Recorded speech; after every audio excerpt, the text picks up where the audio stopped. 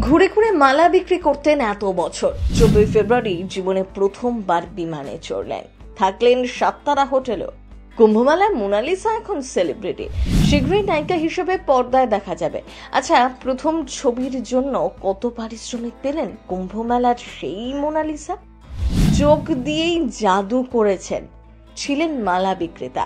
2 মাস আগেও যার নুন আনতে পান্তা ফুরতো, এখন কি কোটিপতি হয়ে গেলেন সেই মোনালিসা? যে মেয়ে স্কুলের গণ্ডি ছোঁয়নি কোনোদিন, বাড়িতে মা বাবা থাকলেও একমাত্র উপার্জনকারী সে নিজেই। মহাকুম্ভই বদলে দিয়েছে মোনালিসার জীবনের গোটা ছবি। রাতারাতি হয়ে উঠেছেন সেন্সেশন। না, আর তাকে মালা সাজিয়ে যেতে হয় না মেলায়। মোনালিসা এখন বিমানে চড়ে ছবির প্রচারে উড়ে যান দেশের এ প্রান্ত থেকে ও প্রান্তে। ভ্যালেন্টাইন্স ডে দিনই প্রথমবার বিমানে চড়লেন। কোনোদিনও ভাবতেও পারেননি জীবনটা তার এভাবে বদলে যেতে পারে। তার প্রথম ছবির পারিশ্রমিক কত হতে চলেছে জানেন?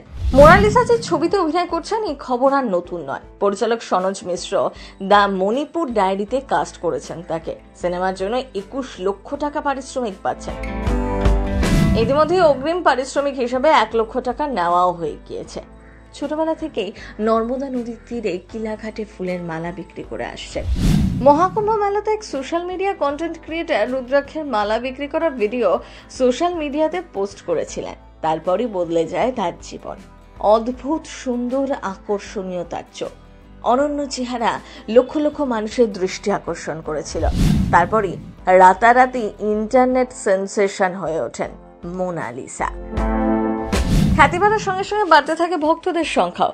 মালা কেনার বদলে মোনালিসার কাছে সেলফি তোলার অনুরোধ বেশি আসতে শুরু করে। বাধ্য হয়ে কুম্ভমেলা ছেড়ে মহেশ্বরের বাড়িতে ফিরে যান মোনালিসা। লাইট, ক্যামেরা, অ্যাকশনের দুনিয়া মানেই গ্ল্যামার। সেই গ্ল্যামারে পরত লেগেছে মহাকুম্ভের মোনালিসার চেহারাতেও। সম্প্রতি এক মালয়ালি অনুষ্ঠানেই তা ঠাহর করা গিয়েছে। কোকড়া চুল, ঝকঝকে ত্বক, মুখে স্নিগ্ধ হাসি, একেবারে ভোল বদলে ফেলেছেন। পরিচালকের হাত ধরেই কেরালায় পাড়ি দিয়েছেন মোনালিসা। সম্প্রতি পরিচালক খোদ তার মহেশ্বরের বাড়িতে গিয়ে ঘুরে এসেছেন। সেখান থেকেই ছবি পোস্ট করে সনোজ মিশ্র মোনালিসার বলিউডের ডেবিউর খবরও দিয়েছিলেন। প্রথম বাংলা ব্যুরো।